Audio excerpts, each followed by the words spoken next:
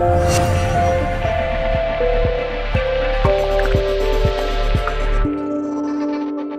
me presento, yo soy Toni Marín, editor de la revista Ecovitar, y os doy las gracias por estar aquí. Vamos a tener una charla sobre un tema unas jornadas sobre un tema que nos parece muy interesante. Aunque es muy genérico, vamos a tocar varios temas, desde el tema de la salud, vamos a tocar también la ética de las empresas, vamos a hablar de muchísimas cosas durante todo este día de hoy, O sea que no vamos a tocar todos los temas de golpe, sino que vamos a ir paso por paso. En este aspecto, en esta primera parte vamos a hablar de arquitectura de salud, que es un poco el eslogan de la jornada, ¿no? Básicamente la bioconstrucción se basa, quizá una de las bueno, para mí hay dos elementos, podemos analizarlo, pero habrá más, que ya que se distingue en lo que consideramos arquitectura convencional y arquitectura y bioconstrucción o bioarquitectura, ¿no? Que son los temas de salud y los temas los análisis de ciclo de vida, la huella ecológica de los materiales. Antiguamente, cuando la arquitectura era otra cosa, y la diferencia que había con la bioconstrucción y la bioarquitectura era muy grande. Ahora, pues quizá yo reconozco que se ha ido acercando esa eficiencia energética. Yo recuerdo hace 30 años que la pelea que teníamos con la eficiencia energética era bestial. Estábamos ya haciendo edificios pasivos de 80-85% de eficiencia energética, cuando la arquitectura convencional era del 60, del 70%. Bueno, edificios de bloques de hormigón, etcétera, etcétera, ¿no? Esto ha ido mejorando, se han hecho códigos técnicos, etcétera, etcétera, y esta arquitectura convencional ha ido evolucionando. Entonces, por ahora, aparte, posiblemente, y eso podemos hablarlo, hay otros temas que nos diferencian, pero por ahora, básicamente, donde seguimos haciendo hincapié nosotros y donde esta arquitectura todavía no lo contempla es en la salud, en el tema de salud y en el tema de huellas ecológicas. Entonces vamos a hablar sobre todo de salud en el hábitat, en esta primera charla. Habrá otras charlas que hablaremos de otros temas, etcétera, etcétera. Entonces voy a presentar a los ponentes y vamos a empezar a charlar. Ana González es del Estudio de Arquitectura de SAT. Ella, bueno, pues es arquitecta. Es uno de los estudios que yo creo que en España están trabajando más el tema de la bioarquitectura, o sea, implicados en proyectos, y miden y contemplan todo el tema de la salud en el hábitat de una forma total, vamos, no es un tema que lo constatan constantemente, ¿no? Y Fernando Pérez es de la Fundación Salud Ambiental, que es una entidad que personalmente pienso, y no por hacerle la pelota, que desde que están aquí, desde que ellos están, este aspecto de la salud en el hábitat, de la salud ambiental, ha cogido un nivel bastante serio. Antes era un poco, quizá, no era muy profesional, aunque se intentaba, pero ellos han subido bastante los estándares en cuestiones de mediciones del hábitat. Yo lo que me gustaría muchísimo luego que hablemos entre todos, que tengamos una charla, cuando ellos hagan su presentación luego vamos a preguntar, vamos a dinamizar, no tengáis corte en preguntar cosas, posiblemente vayamos muy deprisa y haya temas que hablemos y digáis, ¿esto qué es? Pues levantáis la mano y lo explicamos en un periquete. Vamos a hacer un poquito familiar el tema, ¿os parece? Somos tan pocas y tan pocos que yo creo que lo podemos hacer. Vamos a acceder, va. Sí. Me parece genial que empiece así la charla, porque precisamente es en esto en lo que se diferencia el SAT, ¿no? En la participación. Bueno, mi nombre es Ana, ya me ha presentado Toni, yo trabajo en SAT, que es un estudio de arquitectura que está aquí en Madrid. Llevamos pues, más de 10 años trabajando en temas desde la bioconstrucción hasta la eficiencia energética, pero bueno, de los últimos 4 años en lo que nos hemos especializado es en la participación. Entonces eso quiere decir que discusiones de este tipo las tenemos en talleres con 17 familias. El cómo llegar a un acuerdo sin que nadie se sienta que pierde es el objetivo que llevamos a cabo. No siempre se consigue, pero en el proceso el aprendizaje es lo importante. Yo venía hoy a hablar, me vais a perdonar porque aprovechando que es un espacio pues, de hablar, de tertulia, y conociendo a mis compañeros, a Fernando, con el que trabajamos desde hace ya mucho tiempo, pues desde que empezó, ¿no? 10 años. Más tiempo. Más tiempo. ¿Conocen a Iñaki? Iñaki pues igual 20. 17, 18 años y pues nada. Y a la otra compañera Isabel, que yo no la conozco, pero sí que conozco dónde trabaja, he elegido un tema, supongo un poco controvertido, pero bueno, aquí para que lo debatamos. Para que os hagáis una idea, bueno, la participación, nosotros trabajamos en la ecología y utilizamos un sistema basado en 5 ejes, ¿no? El agua, el ahorro de agua, la reducción del consumo, el diseño biopasivo, la utilización de materiales libres de tóxicos y la relación con el entorno. Espero que esto no se vaya moviendo solo. ¿Por qué os cuento todo esto? Porque en SAT la filosofía de trabajo se basa en el concepto de las 5 pieles de Hundertwasser. ¿Conocéis a Hundertwasser? Era un artista, no era arquitecto, pero mirarlo en Google, pero es muy interesante, es un personaje ideal. Pues él tenía una relación muy particular con el entorno que reflejó en este dibujo y hablaba de 5 pieles, ¿no? Nuestra propia piel, la ropa, la piel de la casa, que sería la tercera piel, la cuarta sería la relación con el entorno social y la quinta sería el planeta. Lo importante de este dibujo, lo que nos gusta en SAT, es que hay una relación de todas las pieles unas con otras. Entonces, esta relación es compleja y el diseño tiene que abarcar esta complejidad, con lo que hablaba ahí Tony del análisis del ciclo de vida, ¿no? Pues todas las actividades que hacemos los seres humanos, la arquitectura tiene una afección en el medio y da igual el tanto por ciento ecológica que sea, hay una afección y tenemos que regularla o equilibrarla con las otras acciones que llevamos a cabo. A mí lo que me sorprendió es, hablando con una amiga que es enfermera, la relación que tenía estas 5 pieles con la curva de la pendiente de la salud. Es un gráfico que ellos manejan en la salud pública. Ellos trabajan con las desigualdades sociales y hablan de estos 5 grados en los que tienen que, de alguna forma, incentivar los buenos hábitos de estilo de vida para que se consiga la salud. Entonces, si veis, en la primera curva está la pobreza, la segunda es el tipo de vivienda, el desempleo, la mala alimentación, el que no haya educación, pero el último son los riesgos ambientales. Entonces, la arquitectura tiene un impacto en este grado en 2 áreas, tanto en el tipo de vivienda como en los riesgos ambientales, que serían la tercera, la cuarta y la quinta piel de Hundertwasser. Entonces, un poco en esta línea, yo os dejo la pendiente si queréis, un poco en esta línea, pues quería hablar de la salud y permitirme, os voy a hablar de un hallazgo que he hecho este año. En verano del año pasado fui a una charla y conocí a José Santiago Corraliza.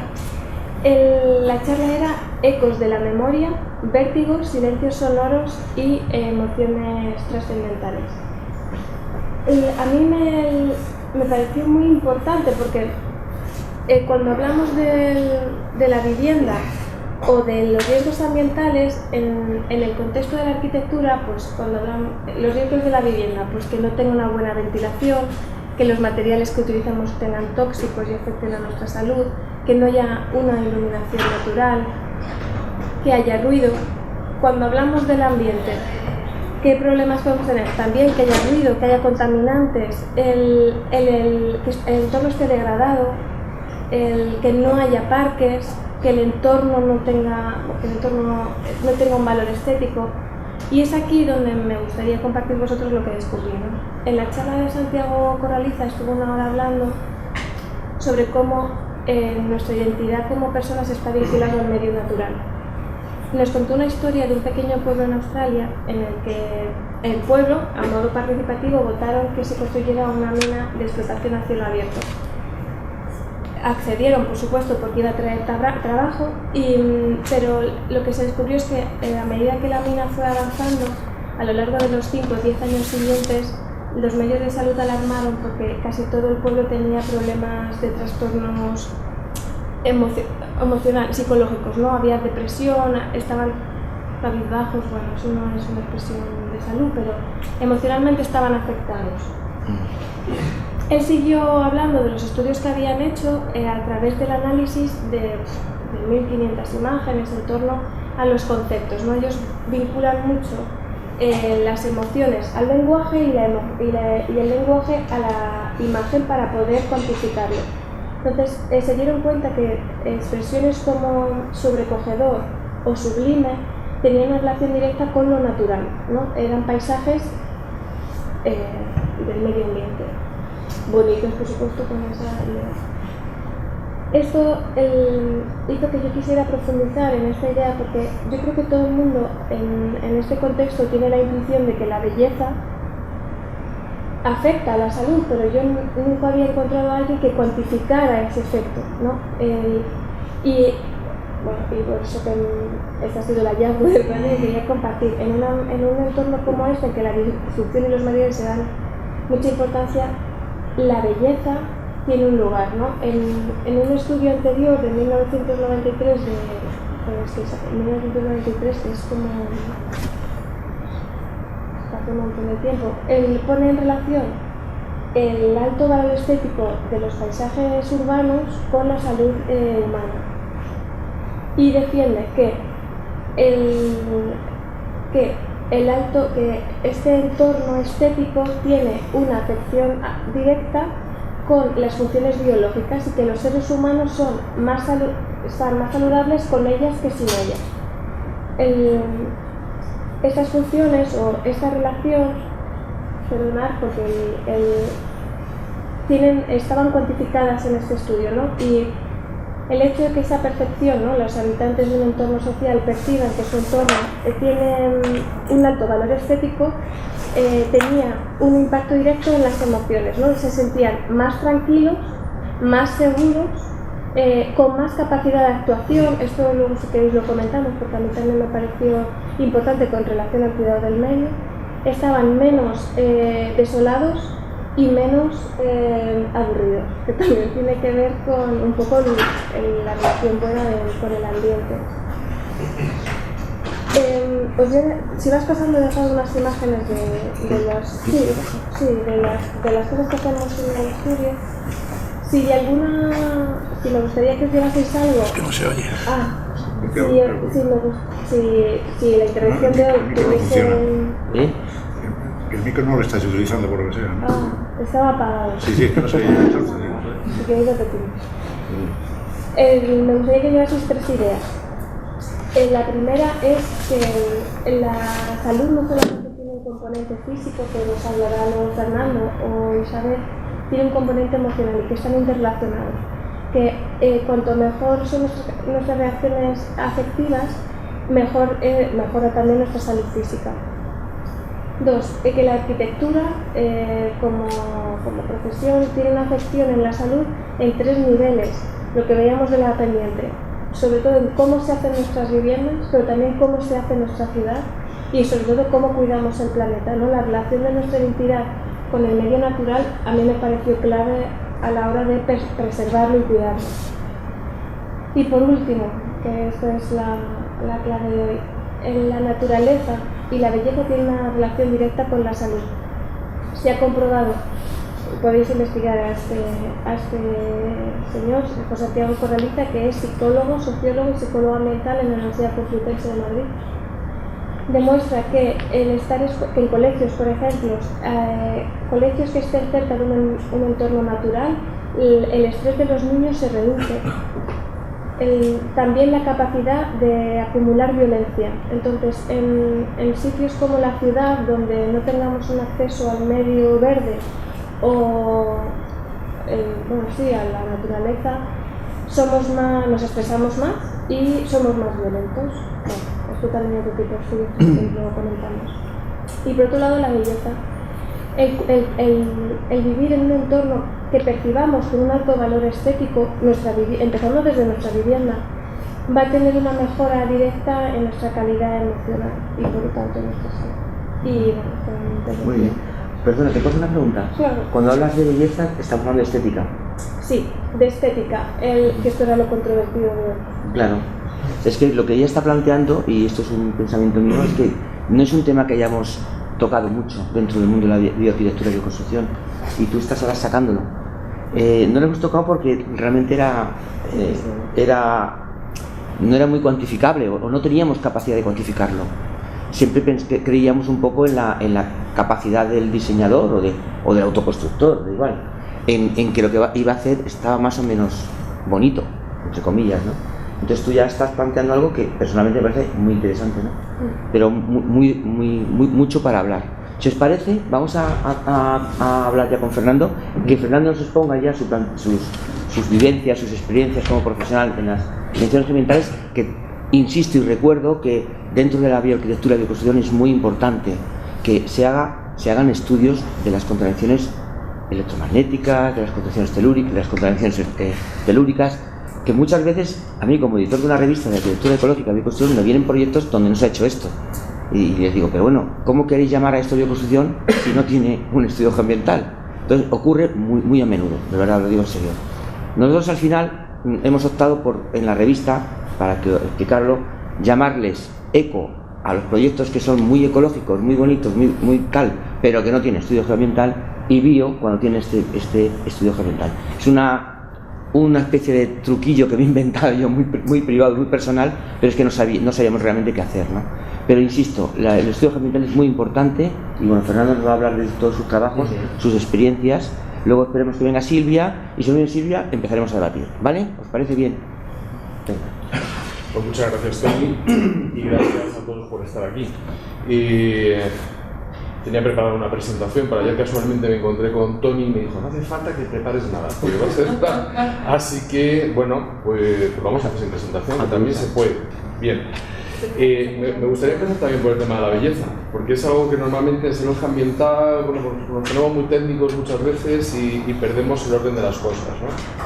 Pero para mí es fundamental. Una vez leí en un libro sobre arquitectura que decía, si no es bello, no es fuerte ni es verdadero, ¿no? La belleza sí que enraiza y sí que da fortaleza realmente a nuestra vida cuando habitamos en algún lugar. Yo personalmente tengo mucha suerte por el lugar en el que vivo, en el que he vivido siempre. Habrá sitios feos también en mi pueblo, pero bueno, me puedo sentir orgulloso de vivir en Aranjuez. En Aranjuez tengo la suerte de salir de casa y entrar en un espacio armónico que serían los jardines de Aranjuez, ¿no? Y puedo reconocer la belleza que te envuelve, no solamente por los árboles, los trazados, los jardines, sino también por el sonido de los animales, la presencia del río. Siempre es diferente. Son ya 52 años paseando por ese entorno y jamás me he aburrido. Igual que por vuestra finca, cuando vamos a Malurra, pues es un lugar que está bordeado de belleza, está introducido en la belleza. O sea, hay una armonía en la jardinería, en la ubicación de los espacios, de los edificios, que realmente te hace sentir feliz. Entonces, ¿cómo podemos medir? Es que esto no lo podemos medir, decía Tony. ¿Cómo que no podemos medir la belleza? Sí, hombre, o estás feliz o no estás feliz, o estás a gusto o no estás a gusto. Mi sobrino cuando tenía 3 años decía, Tito, se tumbaba la hierba, al lado de un cartel en el parque público del pueblo donde vive que ponía, se prohíbe pisar la hierba, ¿no? Y el nene con 3 años se tumbaba allí, claro, se sentía súper feliz entre los árboles y la hierba, decía, Tito, men, a gusto. Eso es la forma de medir la belleza, ¿no? A gusto. ¿Estamos a gusto o no estamos a gusto? Y ese sería uno de los patrones que indudablemente también tenemos en cuenta en la salud ambiental. Otra cosa es que lo podamos medir, otra cosa es que aparezca tanto en nuestra web, ¿no? Pero sí que es un factor de salud importante. Hay muchos estudios, como decías, que explicaba cómo pacientes en una habitación de un hospital, pues cuando tenían al otro lado de la ventana pues un muro de ladrillo, les costaba mucho más recuperar su salud que aquellos otros que cuando miraban por la ventana tenían jardines, tenían paisajes, tenían árboles, ¿no? La naturaleza nos recompone, nos vuelve otra vez a la salud. Es una energía, es una información que tiene una importancia máxima en nuestra salud y forma parte ya no solamente de la tercera piel, sino de la cuarta piel. La cuarta piel, que sería el mundo que nos envuelve, y la tercera piel de Underwasser, que serían las casas en las que vivimos. Si esto lo podemos extrapolar a nuestras viviendas, también es belleza. Luego también es belleza eso que llamamos contaminación electromagnética, áreas geológicas, estructuras ferromagnéticas, contaminación. Claro que es belleza o no es belleza. Es belleza cuando vivimos en un lugar donde todas esas informaciones no están. Imaginaos una casa que está llena de ruidos. Algunos no los escuchamos a través del oído, pero sí que se escuchan a través de muchas percepciones corporales. La contaminación electromagnética, cuando podemos escuchar, por ejemplo, cómo se expresan las tecnologías inalámbricas en baja frecuencia, a través de un equipo que tenga un analizador de espectro de oído, se escuchan como ruido. Son ruidos muy desagradables. O sea, si lo presentas a un niño... A vibrar incluso. Vibra, pero vibra además muy mal, pero muy mal. O sea, si escuchas un teléfono inalámbrico, nosotros hemos escuchado teléfonos inalámbricos que suenan como si fuese música de bacalao. Esos son los que mejor, porque todavía tienen ritmo. Pero es que hay otras tecnologías que son ruidos desgarradores y que no aportan nada. No solamente es la cantidad de radiación a lo mejor que nos puede afectar, que nos dicen los científicos que puede tener un efecto sobre nuestra salud, sino que además hay una información. ¿Esa información es bella o no es bella? Tengo un equipo que no me sirve para medir campos electromagnéticos, pues no tiene capacidad de medir, porque las cosas que detectan están por debajo de lo mensurable, pero me permite oír.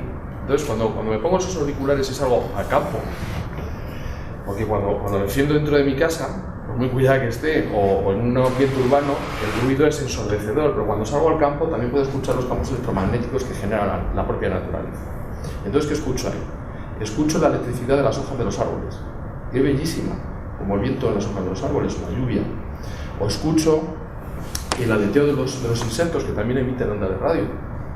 Y también es muy bonito, es precioso. O escuchas tus pasos cuando vas andando por la hierba.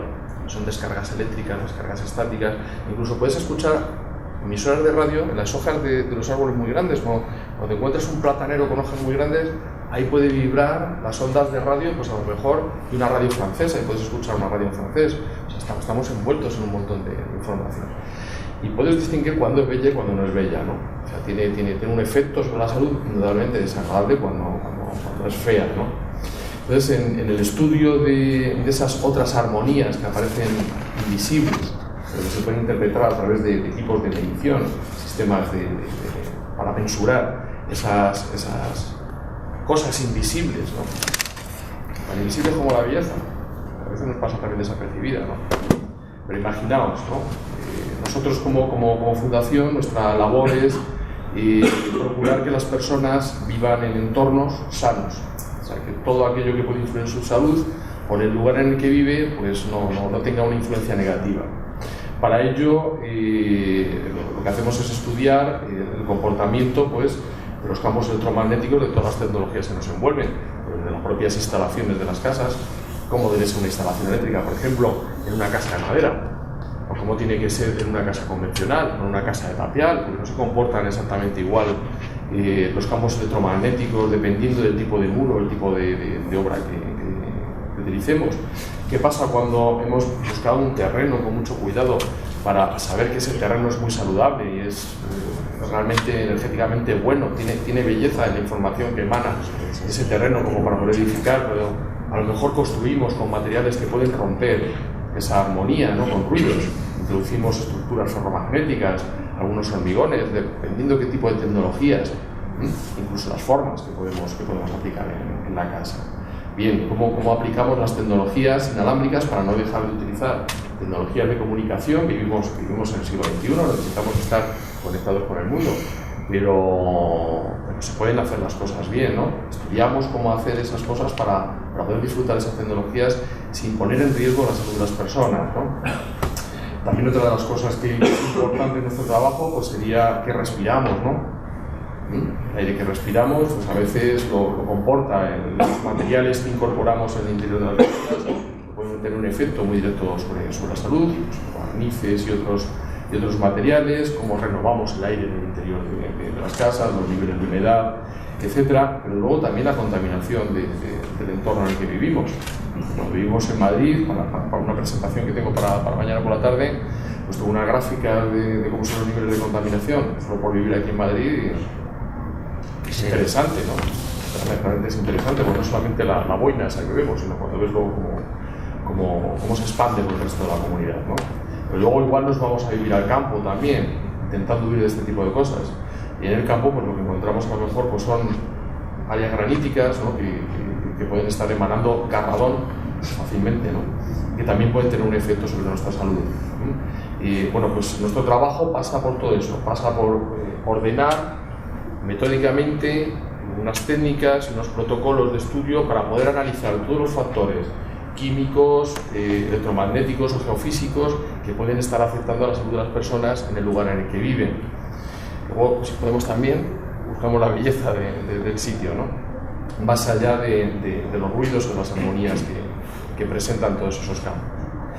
Y como fundación, bueno, pues la actividad que tenemos para esto, hacemos servicios de medición, colaboramos en estudios como SAT. Recientemente, pues, claro, hemos participado en cohousing para hacer un edificio de viviendas.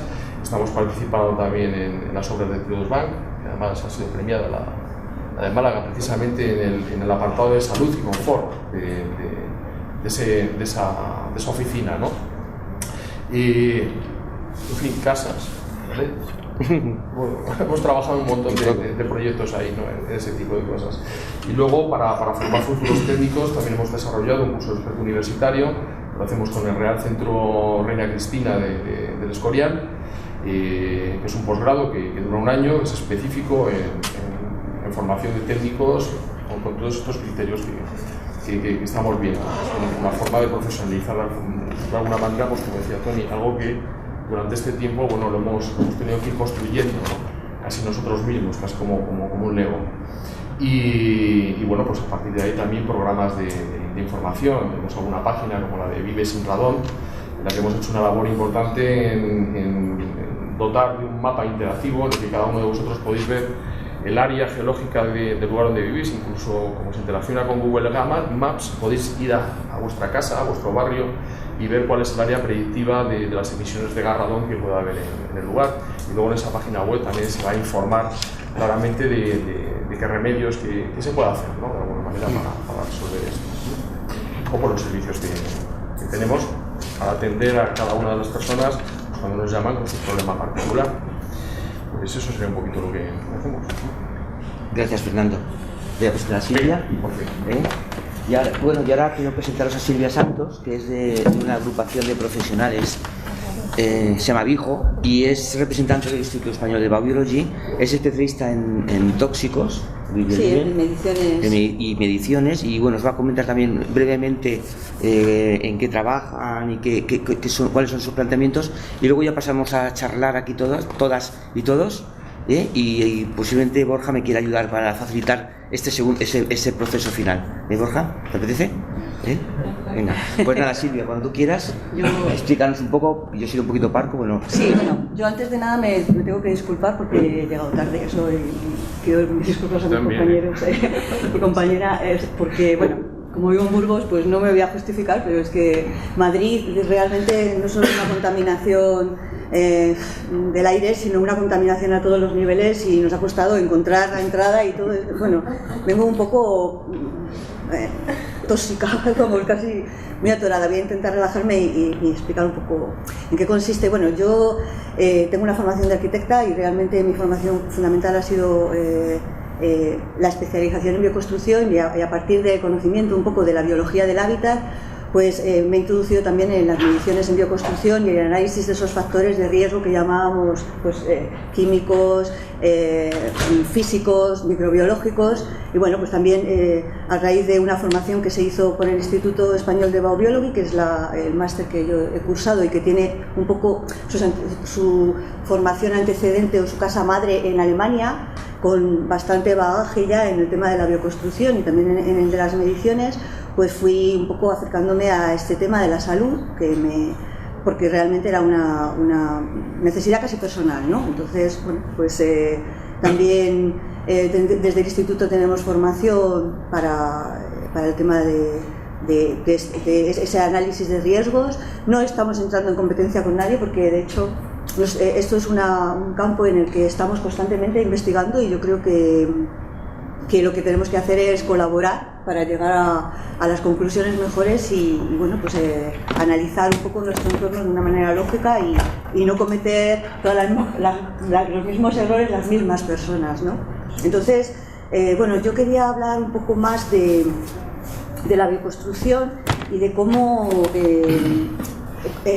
como estamos hablando de ecología y salud, y bueno, yo también soy miembro de Ecologistas en Acción desde hace tiempo, y bueno, sí, lo tengo muy vinculado también a mi forma de entender la vida, pues en un momento dado tuve que dejar la profesión de arquitectura porque me hacía infeliz, ¿no? Directamente fue casi que me enfermaba. Entonces, bueno, pues decidí seguir formándome, ¿no? Entonces entré en la bioconstrucción Y bueno, fue una oportunidad, porque en ese tiempo, pues claro, había también carencia de trabajo y tal, y pensaba que era una oportunidad que podíamos utilizar para mejorar las cosas. Sin embargo, bueno, pues parece que no, que otra vez se vuelve otra vez a las dinámicas un poco de antes de la crisis, y parece que no hemos cambiado mucho, en esencia, cómo entendemos la arquitectura, ¿no?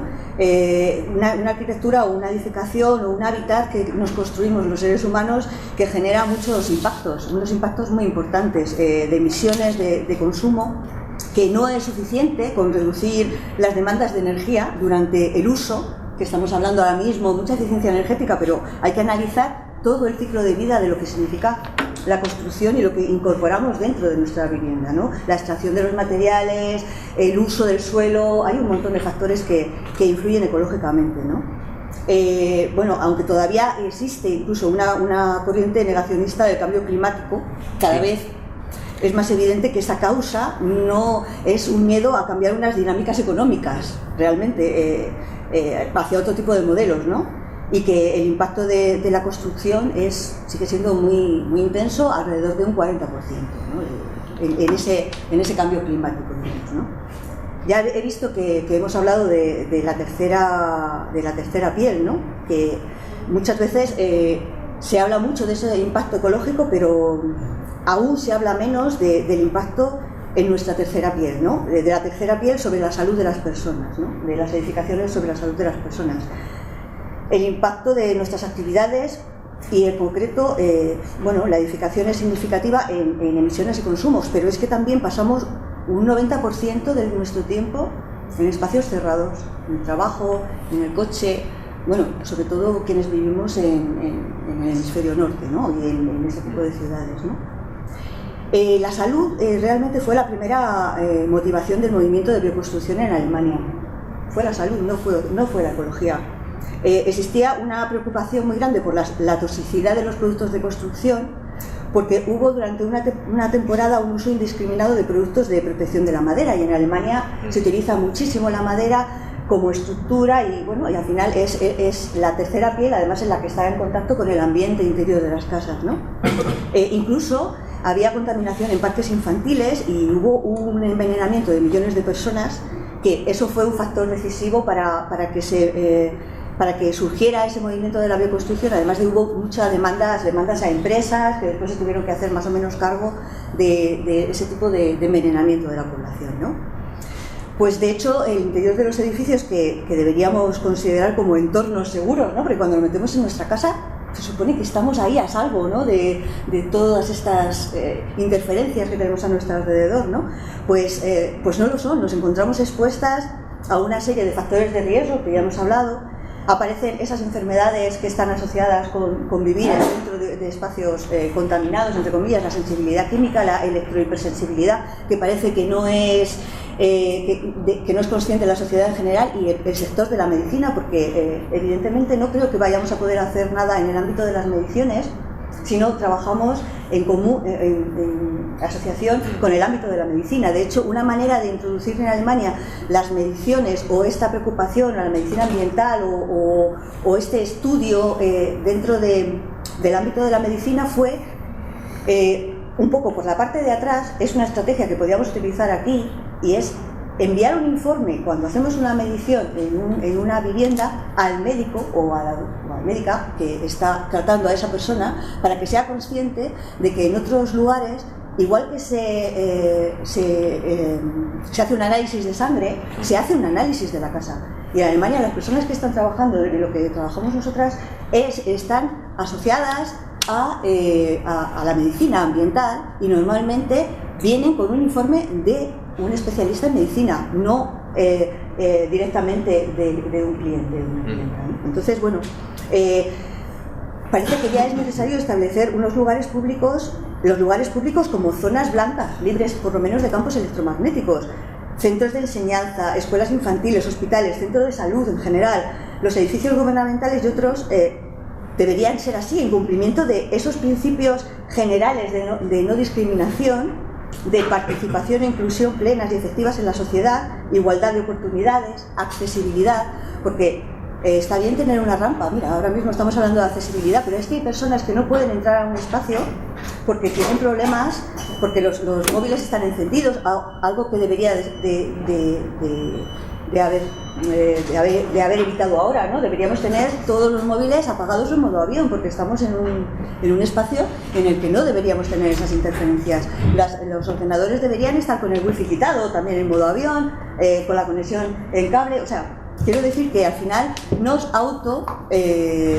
intoxicamos de alguna manera, porque también producimos esa contaminación. No podemos echarle la culpa solamente a las antenas de telefonía que nos pone una empresa. Tenemos que asumir esa responsabilidad. Hace ya más de 30 años se definió por parte de la Organización Mundial de la Salud el síndrome del edificio enfermo, y ya se decía que el 30% de los edificios provocaban algún tipo de enfermedad o malestar. Pero es que la salud de las personas también es un indicador de las alteraciones en la naturaleza. Cuando las personas están enfermas en un lugar, la naturaleza también, porque no podemos, somos parte de la naturaleza y nuestros cuerpos también son naturaleza. O sea que, bueno, pues ¿qué pretendemos? ¿Cuál es el objetivo de todas estas charlas y todo este esfuerzo y esta energía que estamos invirtiendo en la difusión de la bioconstrucción? Pues ¿qué pretendemos? Pues convertir esa casa enferma, que es el entorno edificado, y que nos enferma, en una casa sana, que nos proporcione salud, pero la salud, entendida como la definición de la Organización Mundial de la Salud, es un estado de bienestar físico, mental y social, no solamente la ausencia de afecciones o enfermedades. Deberíamos eliminar las toxinas de nuestro cuerpo, pero también las toxinas del alma, los traumas, como estamos hablando de la belleza. Hay otras cosas que no solamente lo visible y medible es real. Hay otras realidades que no se pueden medir con unos aparatos que utilizamos. La bioconstrucción estudia las relaciones holísticas del ser humano con su entorno edificado y residencial. Y bueno, de alguna manera tenemos que tener un sentido de que todo es más que la suma de las partes, de que todo es una unidad indivisible, compleja, integral, que tenemos que tratar todos los aspectos de una manera sin parcelar, ¿no? Y que la arquitectura o la forma de habitar hay que utilizar el sentido común por parte de las personas, y también reclamar el principio de precaución por parte de los estados, evidentemente, y por parte de los colectivos, ¿no? Y que tenemos que utilizar también la ciencia y la tecnología, pero no la teociencia, como se llama ahora mismo. O sea, la ciencia y la tecnología no deberían ser una nueva religión, digamos. O sea, tenemos que utilizar el sentido común y respetar la salud de las personas y del entorno que habitamos, pero siempre en su justa medida, ¿no? Ahora solamente quería recuperar un poco el término de la sostenibilidad, que es un término que le cogí mucha manía, sobre todo cuando estaba, durante un tiempo en Ecologistas, porque se utilizó esa palabra de una manera pues que de alguna manera hizo daño muchas veces a lo que se quería hablar, lo que quería transmitir con ella.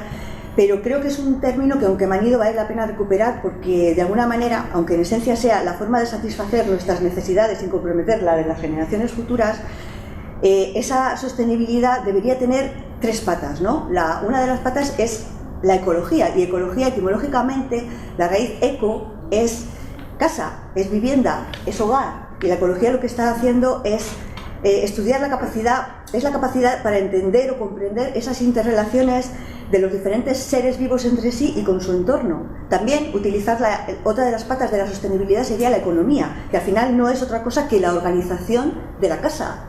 Y después la sociedad, porque claro, tenemos que hablar de los aspectos sociales, que son los individuos que comparten una cultura o que conforman esa comunidad. ¿Qué principios me parecen importantes en la sostenibilidad? Pues uno de ellos sería la equidad, que no es lo mismo que la igualdad, y también como encontrar que el otro no humano también tiene derecho a la vida, digamos, no pensar que somos el centro de la existencia. La aplicación de ese principio de precaución, el principio de participación. Los problemas se deberían de solucionar en el origen, por eso estamos analizando las casas, analizar el ciclo de vida y después los desarrollos locales. Y sobre todo, para mí, la R que deberíamos dar, que es reducir. primero, reducir el consumo, reducir los campos electromagnéticos, reducir los tóxicos, reducir. Y después podríamos apantallar, podremos poner no sé qué, pero reducir. Y dentro de reducir tenemos la responsabilidad de hacerlo como individuos. Lo podemos hacer, pero sin responsabilidad no podemos hacer nada. Gracias, Silvia. Bueno, pues si os parece, después de ya estas 3 introducciones, vamos a empezar a debatir. ¿Tenéis algunas web contrastadas pues, para profundizar un poco más en el tema, en los temas que habéis tocado? Sí, la web de los 3, de todos, tienen, incluso el de los 4, perdona, tiene esa información, y otras webs de otra gente. Empieza diciendo tu web, Fernando. La nuestra sería saludgeoambiental.org, que luego tiene asociadas desde esa página varias más. Tendría una que es gebiología.com, divesinradon.org. O sea, que están como enlaces dentro de la página. Están como enlaces dentro de la página. Ana, vuestra web es... no está. sat.es, con 2 T. SATT.es. La web de Vijo y de Lieve. Sí, y yo pues se podría acceder a la web del Instituto Español de Baubiologie. Baubiologie. Pones Instituto Español de Baubiología y te sale enseguida. Baubiología y bio, que es BIHHO. 2 H's o 3? 2. 2 H's. Voy a 3. No nos pasemos. Y luego está ecohabitar.org, donde tenéis mogollón de artículos sobre estas cosas y, bueno, la tira, hay como 2000 artículos, imagínate. O sea que, posiblemente seamos los que más tenemos, ¿eh? Una vida publicando. Bueno, pues vamos un poco a debatir este tema, si os parece. Bueno, no lo he dicho. Borja, ¿quieres dinamizar un poco este espacio? ¿Quieres descansar? Me siento yo. Otra silla, Borja es arquitecto, es facilitador, compañero también en la comunidad de Arterra. Voy a sentar ahí. Vente para acá. Ya que me está nombrando, creo que tú también. Pues venga, dinamiza. Quiero hacer una pregunta a mi compañero. Sí. Bueno, no es una pregunta. Habla fuerte, que si no te oye. Me ha parecido clave esto que decías de que tenemos que ir de la mano con la salud, ¿no? El parte de la charla que yo traía hoy tenía que ver con una conversación que yo tuve con una amiga que es enfermera, que me habló de la línea C4. Es una línea de tren de Renfe de Madrid que tiene un informe en el que se ve la desigualdad en tasas de mortalidad de un punto de la línea al centro. Voy a leer el informe que os he sacado. Sí. Es el tren de las desigualdades en mortalidad. Es la línea C4. Y en los entornos sanitarios es muy conocida. Y ellos, claro, porque lo que ellos hablan es de cómo afecta el sistema sanitario español, ¿no?, a la salud pública y cómo conseguir el acceso por igual a todos los ciudadanos, porque bueno, con las desigualdades sociales también se producen diferentes accesos a la sanidad. Hablaba de la curva de la pendiente, entonces ellos intentan incidir en un cambio de estilo de vida, pero ese cambio de estilo de vida es transversal, o sea que implica desde las políticas públicas a la sanidad pública, pero ellos ya están interviniendo y lo que están reclamando es que las mismas políticas que se están llevando en el centro de la ciudad se lleven al extrarradio, ¿no? Entonces había una diferencia de mortalidad, por ejemplo, entre Villaverde Alto y Chamartín, donde en Villaverde Alto es casi el doble la mortalidad. Claro. Bueno, pero comentarlo porque me parecía interesante. Bueno, nos tenemos que morir todos, no es una cuestión de gravedad ni de alarma, y también porque tiene que ver mucho con el estilo de vida. Si lo pensamos con sentido común, que es lo que decía Silvia, afecta mucho a nuestra salud cómo nos alimentamos. O sea, eso es lo principal, si tenemos o no tenemos empleo. O sea, son cosas que no tienen que ver directamente con la práctica profesional de los arquitectos, pero que bueno, que en la medida de esa curva, que recordar, en la que podemos intervenir nosotros, actuar de alguna forma, pues teniendo ambientes más sanos o viviendo cerca de un parque, pues que esas son cosas que nosotros de forma práctica podemos hacer. ¿Qué tipo de mortalidad general de todo tipo? Sí, creo que el informe está centrado en la mortalidad de los hombres nacidos entre 1996 y 2003. Pero vamos, creo que este informe está publicado, si tenéis más interés, pues vamos. O sea, que no es una cosa oscura, sino que simplemente se estudia. Estamos hablando de gente que no tiene educación, que vive en barrios degradados, es decir, entender el contexto, pero que lo importante es que desde el sistema sanitario, que es lo que apuntaba la compañera, ya están haciendo cosas para mejorar, porque se han dado cuenta que es importante, claro. Yo he viajado bastante en transporte público y ese recorrido es un recorrido muy habitual para mí. Si empezamos desde la línea sur, que es lo que tenemos ahí, pues tenemos barrios más pobres, con más dificultades posiblemente para llegar a final de mes. El tejido es industrial, está entrelazado con el tejido de habitabilidad, pues está tramado también con un tejido industrial importante. En esas zonas también está una de las fundiciones más importantes de Madrid, que todavía quedan, hombre, se supone que están fuera pero en realidad ya están dentro ¿no? Y cuando ves mapas de emisiones dentro de Madrid, ves que es uno de los grandes focos de Madrid que afecta a aquella zona. Luego, si vas evolucionando en la línea, te vas entrando en Madrid, vas subiendo hacia la zona norte, indudablemente cambia todo. Acceso a mejor economía, acceso a mejores medios en todos los sentidos, ¿no? Hay más belleza, hay más jardines, eres más rico, puedes comer mejor, puedes decidir tu vida con más facilidad. Entonces, ¿podemos decir que los ricos viven más? No podemos decir eso, hombre, pero facilita mucha mejor calidad de vida. Sí, hay una frase que me gustaría decir, solamente esa frase, porque también estoy trabajando en el tema de los disruptores endocrinos o contaminantes hormonales, es una línea de acción de Ecologistas en Acción, y bueno, había un médico que trabaja en ello, que ahora mismo no me acuerdo de su nombre, pero lo conoce, bueno, muy conocido, que nos dio una charla y dijo que en oncología, que él trabaja en oncología, se ha llegado a la conclusión de que es más importante el código postal que el código genético. Sí. ¿Qué quiere decir? Que al final la genética que nos están diciendo, un 5% que puede incidir en el cáncer, realmente lo que incide en el cáncer es dónde vivas. Entonces, pues, dónde vivas, a qué estás expuesta, ¿no? Entonces, bueno, ahí ya empieza a verse un poco las orejas al lobo. Sí. Yo quería comentarte, Fernando, estabas hablando de la contaminación por radon. Sí. Que entiendo que hay una que es evitable, por ejemplo, la que genera los materiales de construcción, que esa es evitable, no generan sí, las es bastante evitable porque es mínima. Claro. Pero, por ejemplo, la que se genera en la naturaleza, yo vivo en Villalba o en Landerete, la zona de granito de la zona esa, sí, que genera bastante radon. ¿Eso cómo lo evitas? A nivel superficial, si construyes una vivienda. Bueno, hoy en día, esto es como siempre, si tenemos conocimiento no sufrimos por lo que desconocemos, ¿no? Ahora sabemos bastante sobre el radón, antes no sabíamos nada. Y aquí en España seguimos sin saber nada. Sabemos todo lo que hay que saber, pero la mayor parte de la gente no sabe ni siquiera qué es el radón, ¿no?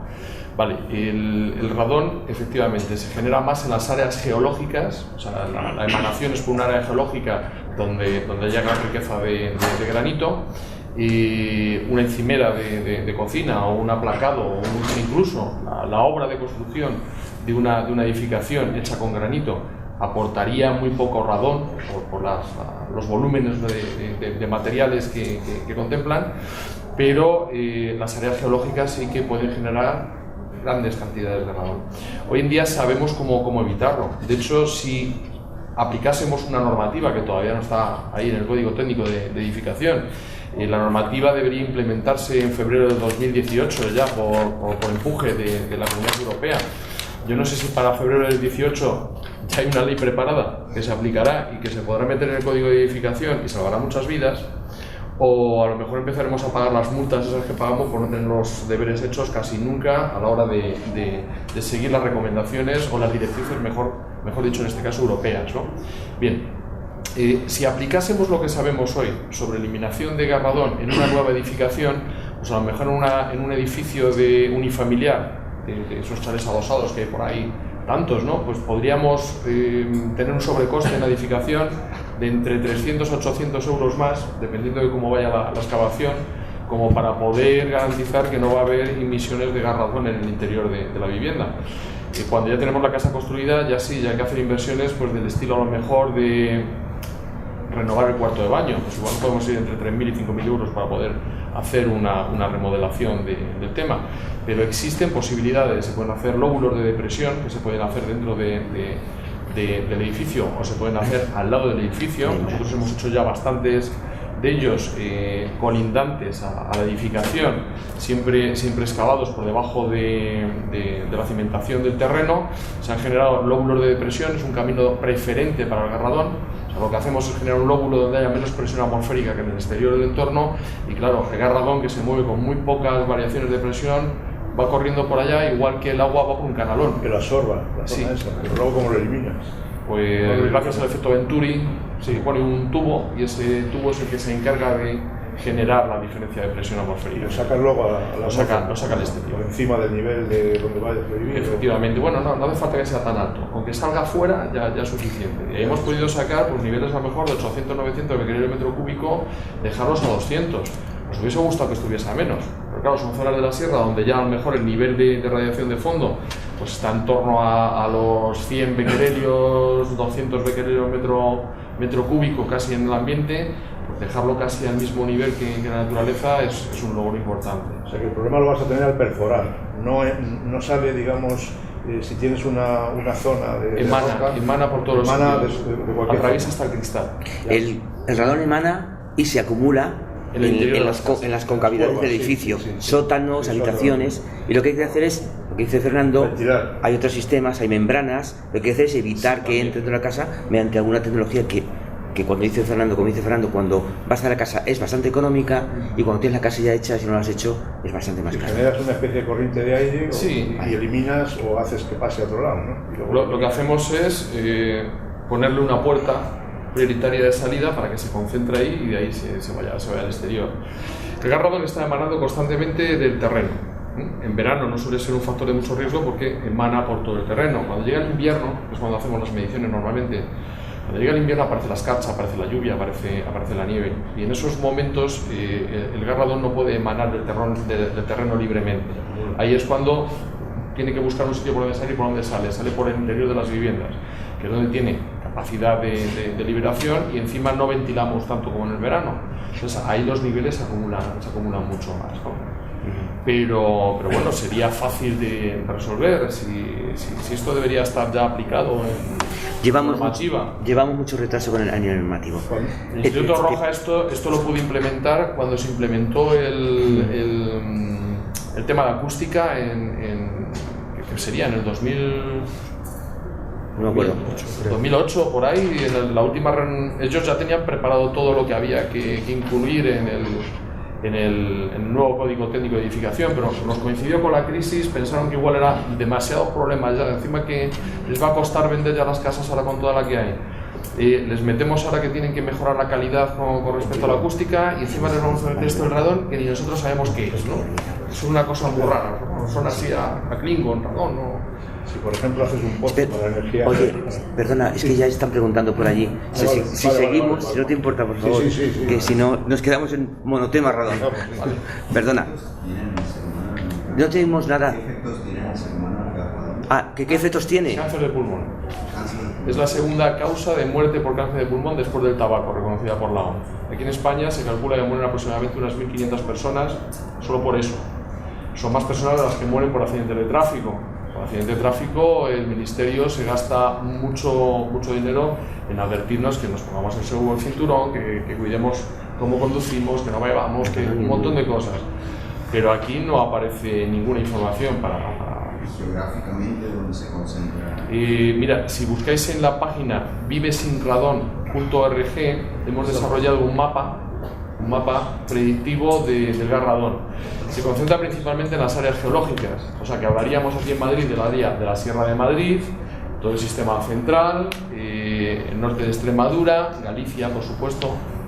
Son las áreas donde hay más riesgo, pero también se reparten en otros puntos. Hay un poquito en Cataluña, hay un poquito también, en la parte norte. Por la zona de Granito, ¿no? En este mapa puedes ir, interactúa con Google Maps y te puede llevar incluso hasta tu casa. Puedes ver tu casa y puedes ver las probabilidades de emisión de gas radón que pueda haber allí. Bueno, si os parece, el tema del radón es bastante importante, hay que darle un poquito de importancia. A mí me gustaría un poquito preguntarle a Ana, hacer más incidencia en lo que tú has hablado, porque realmente me ha parecido impresionante, ¿no? El tema de la belleza, ¿no? No tengo ninguna pregunta concreta, pero ¿podrías ampliar un poco más lo que has comentado porque básicamente lo que tú explicabas es que de alguna manera influencia en la salud y en el bienestar de las personas una estética agradable, ¿no? ¿Podrías ampliar un poco más lo que has estado comentando? Me gustaría saber qué va a relacionar esto. Cuando hablas de estética, ¿te refieres a la relación que hay en la memoria genética en torno a lo que nosotros percibimos como agradable en la naturaleza? O sea, esa estética no tiene que guardar relación concreta. no tiene que guardar relación concreta. Es que en la percepción de un entorno con alto valor estético, eso es una percepción subjetiva.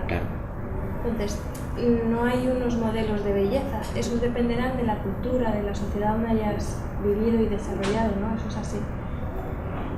Pero el afecto que tiene, o sea, por lo menos ya está comprobado, que esto era algo que a mí sí que, porque igual que en la bioconstrucción, que llevamos mucho tiempo, ahora ya se mide, pero la belleza, o a mí lo que en mi profesión sufro, es que el hecho de que algo sea bonito no tiene una función y por lo tanto se desprecia. A mí lo que me ha parecido ese hallazgo es que no se puede despreciar, que tiene un valor directo en cómo tú percibes el entorno. Había también otro estudio de ese mismo, de Corriente también, que hablaba de los barrios, de un barrio rural de Sevilla, ¿no? Y cómo percibían ellos el entorno donde vivían, que era un entorno pues, de chabola, bla. A mí lo que me parece muy importante destacar es que este valor estético, ¿no? Está muy subjetivado, ¿no? Por donde vives, ¿no? Para ellas, por ejemplo, la relación vecinal, o sea, tú llegas allí y tú ves un entorno degradado, ¿no? Para ti ese valor estético está desglosado, está por debajo, pero para ellas, que tienen una relación vecinal, un entorno social fuerte, una estructura, era algo positivo y que querían vivir allí, era algo elegido. Entonces, no puedo profundizar más porque no hay una idea de belleza concreta, es subjetiva, pero belleza consensuada. Pero en la medida en que uno está cómodo y a gusto donde vive, es más fácil que esté saludable, ¿no? Las funciones biológicas que despierta, la capacidad de actuación es importante. A mí esto, por ejemplo, lo que también me gustaba relacionarlo es con nuestra capacidad de cuidado del medio. Porque si tú tienes más capacidad de actuación y sabes o vives esa relación con la naturaleza, lo tiendes a cuidar, ¿no? Esto que también me lo apunté, ¿no? En las tendencias negacionistas, pues habrá que investigarlas, porque claro, aquellas personas pues en Islandia, ¿no? Que saben que todos sus recursos y que el medio es lo que les sostiene, lo tienen como prioridad uno, ¿no? Tú no puedes tirar un papel al suelo, es lo primero que te explican. Todos los entornos naturales, nunca pisas el suelo, vas siempre sobre tablas porque no quieren afectarlo.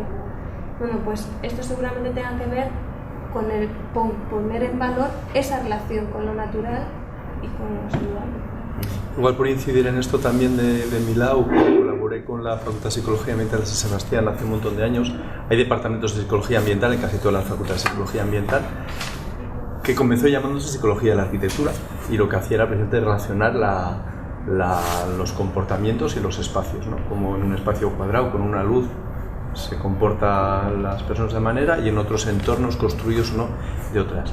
Entonces, a través tanto de lo que es propia de psicología más conductista de la arquitectura, lo que es psicología ambiental a nivel de mediciones, de estudios estadísticos, y lo que es la psicología del color, hay como mucho escrito. Se suele decir que sobre el gusto no hay nada escrito, no, lo que pasa es que hay muy poco leído.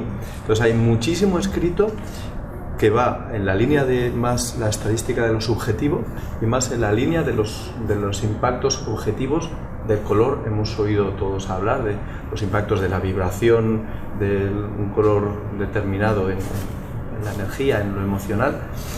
Y más allá en estas otras cosas que hemos estado hablando todo el rato de lo menos visible, ¿no? Que claro, yo pensaba también, me decías de dinamizar y tal, estamos aquí muy en lo mental, escuchando, pensando, pero es claro, estamos hablando todo el rato de lo que sentimos, ¿no? De lo que no vemos, ¿no? Entonces el ejercicio sería precisamente cerrar los ojos y sentir, ¿no? Porque están sucediendo unas cosas que si tomamos conciencia cerrando algunos de los sentidos nos damos cuenta de esos impactos reales, objetivos que suceden. Entonces sí que hay una invitación, hay un encuentro anual de psicología ambiental. El año pasado fue en La Coruña. Si buscáis psicología ambiental vais a encontrar el del año 2018, que no sé dónde va a ser. Muy interesante escrito al respecto en defensa del argumento que ponía ella. No, en cuanto a la belleza y la percepción del entorno, sí que es cierto que antropológicamente elegimos lugares que tengan un espacio verde y que tengan presencia de agua, pero es algo que está como en nuestra... Atávico. Eso. común a todas las culturas y también se suele segregar entre género. Los hombres buscan paisajes con mayor grado de incertidumbre y las mujeres con un grado de incertidumbre menor, más trabajados, que luego cada uno hay un mogollón de personas que no encajan esos patrones, pero es como una normalidad. Entonces sí que se puede decir que si una ciudad no tiene, o un entorno no tiene un espacio verde, una válvula de escape, la violencia de las personas que viven ahí aumenta, y eso sí que está estudiado. O sea que, por ejemplo, sí que puede ser una forma también de medir la estética o la adherencia a un sitio, ¿no? Yo, por ejemplo, vivo en el Monte de Vallecas, que no hay parques, y realmente es muy agobiante. Yo, por ejemplo, vivía en Móstoles antes y tenía la línea del horizonte. Cuando me vine a vivir a Madrid, no la tengo. Y eso, por ejemplo, también lo siento. Totalmente de acuerdo. Muchas gracias. Bueno, sí, es que hace poco estuvimos en un seminario que también imparte el Instituto de Diseño Interior en Bioconstrucción y estuvimos viendo todas estas cosas y un apartado nos asomamos un poco a la neuroarquitectura, que le llaman, y claro, como tenemos esa tendencia o esa necesidad casi de medirlo todo, empieza a aparecer cómo medir las respuestas fisiológicas que tiene un ser humano frente a colores, no sé qué, bueno, un montón de cosas, claro. El problema es que se está utilizando para hacer espacios que son con los que no nos identificamos, centros comerciales, un montón de cosas para ver qué estímulos son los buenos, qué música hay que poner para que la gente compre, ¿no? O dónde hay que poner los colores. Hay que tener cuidado también con esa sistematización de lo que es las respuestas frente a la belleza, porque muchas veces lo que se hace es crear una demanda, no sé cómo explicarlo, o sea, utilizarlo un poco en no en el camino en el que queremos funcionar realmente, ¿no? Entonces, confieso que en otra vida me dediqué a eso. Pues, madre mía, menos mal que te tenemos aquí. Ya estoy pagando el karma, no te preocupes. Sí, hay una reflexión también pensando en una última ronda de lo que preguntas. Habrá habido tantas cosas que os han estimulado, os han despertado inquietud o interés, que bueno, como siempre no da tiempo, ¿no? Y ha habido algunos temas, pero bueno, nos llevamos cada uno lo que queramos. Pero sí que en estos 10 minutos estamos donde estamos. Aquí en este cartel aparece la palabra bio no sé cuántas veces, incluso en Toshiba estaba mirando, está incluido el bio. ¿Dónde? El eco está por todas partes. Estamos en un templo de consumo, ahora mismo aquí la gente ha venido a comprar eco, por supuesto, ¿no? Pero es como, hablando de salud, hablando de esto que ella misma señala, ¿no?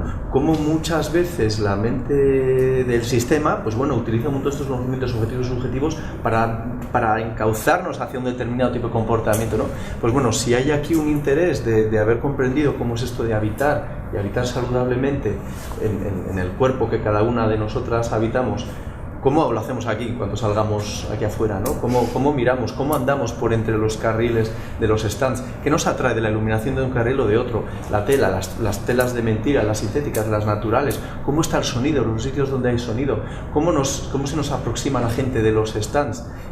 Si hay otros materiales, por lo menos en el Ecohabitar hay materiales naturales. Sí. ¿Qué hay ahí? ¿Qué nos hace sentir? Y ahí hay una experiencia que baja muchísimo de aquí arriba, que se mete más en la piel, más hacia adentro, de tocar, de sentir, de estar, de cerrar a veces los ojos, de darse tiempo, que es una parte de la invitación.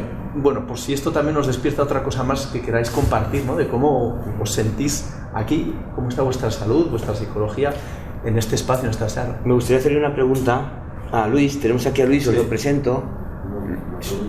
Bueno, tiene un problema de garganta. Tiene un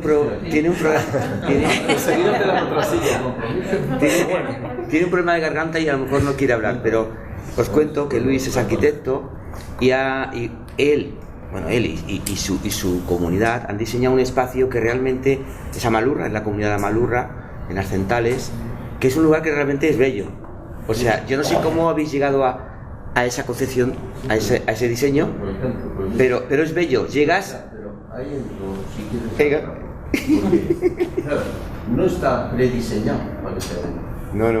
O sea, está hecho de forma natural. Intuitiva. Se ha ido haciendo de forma intuitiva, natural. Las cosas que veíamos que no sentíamos bien, se tiraba, se hacía el camino con otra curva o cosas así. Entonces, el establecer Lo de la belleza, a mí, me parece un tema altamente filosófico. Yo veía ayer imágenes de Nueva Delhi que están con una contaminación mortal y las imágenes eran bellísimas, pero había un grado de mortandad tremendo. Pero estéticamente las imágenes eran muy buenas. Y yo puedo ver una ruina que puedes decir es que eso está, y la ruina es apasionantemente bella. Es muy difícil establecer qué es bello, qué no es bello, qué es estéticamente bello o no. Nosotros en la arquitectura hablamos, porque tenemos una asignatura de estética y tal, y hablamos mucho de geometría. Y hablamos ahora más últimamente de geometría sagrada, que es de las proporciones, intentar crear una armonía con las formas. Bueno, es lo que nos aproximamos a poder crear espacios bellos. Pero aún así, para mí es un término que tiene tantos matices y que no lo podemos prediseñar los arquitectos. Y ahora, por ejemplo, a mí es que me parece hay aberraciones. Yo veo cosas que han hecho compañeros, de comillas, horroroso, ¿no? Y ha tenido los mismos estudios que. Entonces, nosotros, había un chiste que decía que los médicos encierran sus errores y los arquitectos los dejan sin enterrar por el resto de los tiempos. Nosotros no los vamos. Es buena. Y luego hay otro término, ya hablando ya con el tema de salud, que yo recuerdo que, no sé si literalmente, pero en los fines de obra, los arquitectos decimos algo así como este espacio y tal, está en buenas condiciones de salud higiénicas y de salubridad, adecuado para el fin que se destina. Entonces, cuando hablamos de higiénicas y salubridad, si nos tenemos que responsabilizar también de la parte de salud, que es la casa que hemos diseñado, que hemos construido, pues vamos, con todo mal considerar todavía, ya no solo que no se caiga, sino claro, que sea sano. Claro. Entonces, esto es. Bueno. ¿Eso es la bioconstrucción? Sí, pero que es complicado. Bueno. Claro. Quiere decir que asumimos una responsabilidad mayor. Claro. Y solamente solemos cobrar menos. Pero Luis, es lo que pretendemos, esa responsabilidad de la... varios apuntes que me gustaría. Luis, que esa responsabilidad que ha tenido la arquitectura, queremos que la asuma. Es que ese está el gran problema, que no han querido coger esa responsabilidad y han dejado esas cacas, como dices tú, esos cosas ahí en medio para la eternidad. Pero yo creo que tiene razón también en eso, que la responsabilidad debe ser compartida. Por eso hablaba de que teníamos que trabajar en el ámbito de la medicina, porque debemos de sacar a la luz también esos enterramientos, ¿no? Digamos, esos errores enterrados de alguna manera y ponerlo todo sobre la mesa. Pero no solamente eso, porque aquí estamos hablando de varios actores y actrices, entre comillas, que son cuando edificamos, a lo mejor quien haya hecho el proyecto, el ámbito de la medicina, pero ahí está la persona que va a habitar. Y si la persona que va a habitar no tiene responsabilidad, apaga y vámonos, ahí no podemos hacer absolutamente nada. Porque yo lo que no puedo hacer, o he tenido que hacer, es meter a una persona en una caja de Faraday. Eso me parece lo más brutal que he tenido que hacer en mi vida. Y encima de hacer eso, decirle que no podía usar el móvil dentro, ¿no? O sea, quiero decir que frustrante es, de alguna manera. Yo asumo mi responsabilidad, pero lo que quiero es que las cosas funcionen, ¿no? Entonces, aquí estamos en este camino de intentar difundir, que la gente entienda las cosas para que las personas asumamos nuestra responsabilidad en esto. Yo tengo que apantallar mi casa de mi vecina porque no es capaz de apagar el wifi por la noche. Eso es una barbaridad. Con las antenas puedo luchar, pero con lo otro, ¿qué hago? Lloro, no sé, le llevo un informe médico, no sé. Lo que quiero decir es que no podemos estar todo el rato dejando en manos del resto de la gente, tanto arquitectos, arquitectas, medicina, lo que sea, nuestra salud, sino que lo tenemos que coger ya las riendas de eso, y eso sí, lo único que necesitamos es responsabilidad, conciencia, información. Y antes de comprar una cosa, mírate todo, yo cada vez consumo menos, porque si tiene poliéster, pues no me compro la ropa. Por ejemplo, o sea, filtros, vamos a filtrar, pero vamos a hacerlo porque lo que podemos hacer, y es que un pequeño cambio puede dar pie a una pequeña modificación de un pequeño hábito, porque los hábitos al final modificarlos te habitúas a una cosa nueva, ¿no? Por eso se llaman hábitos. Pueden llevar a cabo pueden desencadenar un montón de cosas en tu salud, en tu vida, y empezamos a actuar, ¿no? Sí, tenemos que cerrar ya, si nos importa, porque ya viene la siguiente charla, que también guárdatela para la siguiente, que la puedes soltar luego también. Igual la invitación de pasar por Ecohabitar, por Amalurra, para seguir la conversación, quien quiera, estamos ahí en los stands. Y las charlas de esta tarde también van a seguir hablando. Yo quiero agradecer a los ponentes de aquí, a Fernando, a Ana, a Silvia, a Iñaki, a Borja, a Luis, a vosotros también, gracias. Seguimos ahora con la siguiente charla, que es una cuestión muy interesante, que personalmente a mí me parece muy interesante, que es el tema de la ética. Tenemos ya en el mundo de la ética, y gracias a vosotros y a vosotras por estar aquí, y nos seguimos viendo durante toda la mañana. Gracias, muchas gracias.